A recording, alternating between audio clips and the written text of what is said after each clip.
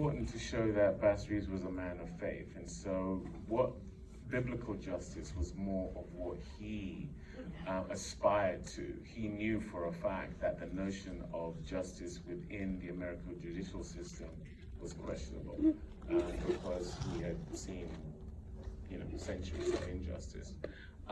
But to be part of the solution as opposed to part of the problem, his notion was, if I can be a tip of the spear in terms of justice while having a godly mindset, he can actually bring about some change. Now that, of course, was incredibly difficult when you're now arresting other black people who were committing crimes that you could argue what Bass Reeves does in this episode would be deemed an injustice in terms of beating George Reeves nearly to death, which actually did happen. Yeah, that card game really happened too, right? That card game really did happen.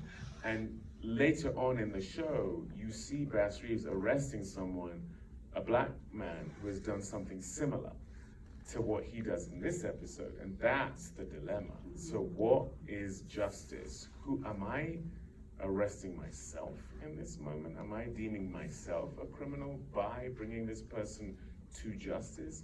Again, that breakneck kind of confusing thing I talked about is one of the themes of the show. Yeah, and you're